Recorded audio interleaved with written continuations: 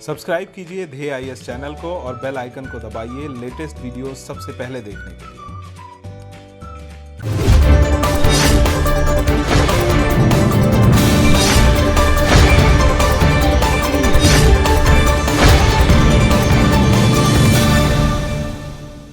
In the current Kharif season, farmers would undertake mass sowing of genetically modified seeds for maize, soybean, mustard, brinjal, and herbicide-tolerant cotton. Although these are still not approved, taking this into account, the Farmers Union Shetkari Sangathan announced fresh plans for the use of genetically modified seeds. In today's edition of our DNS, we will know about what are the genetically modified seeds and what is the legal position of genetically modified crops in India. The Sangathan has announced its plan to undertake large-scale sowing of unapproved genetically modified crops across Maharashtra. The farmers who will be using these variants will be putting up boards on their fields proclaiming the GM nature of their crops. This action will draw attention towards the need for the introduction of latest technologies in the fields. If we talk about the traditional methods, the traditional method of plant breeding involved crossing species of the same genus to provide the desired traits to the offsprings from both the parents. Whereas, in genetic engineering, it aims to transcend the genus barrier. They do this by introducing an alien gene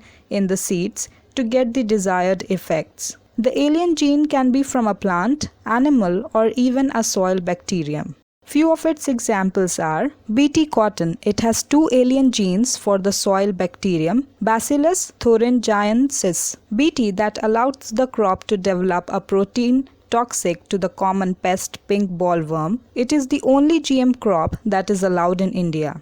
HTBt, cotton is derived with the insertion of an additional gene from another soil bacterium. In Bt brinjal, a gene allows the plant to resist attacks of fruits and shoot borer. In DMH11 mustard, genetic modification allows cross-pollination in a crop that self-pollinates in nature. There are variants of GM. Genetically modified variants of maize, soybean, and canola are also available around the world. In India, the Genetic Engineering Appraisal Committee (GEAC) is the apex body that allows for commercial release of GM crops. In the year 2002, the GEAC allowed the commercial release of Bt cotton.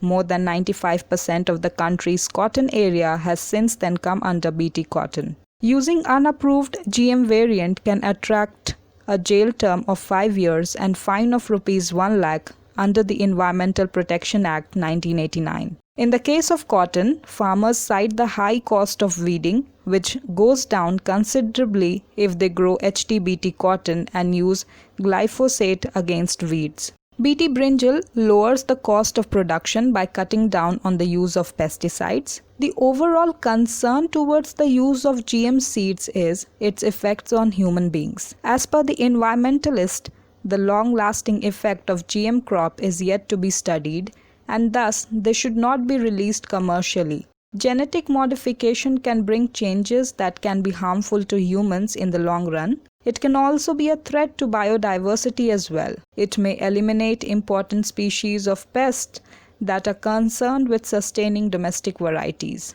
It can also affect the food chain. The way forward to tackle this issue is to carry out research. Environmental impact assessment should be studied of these crops.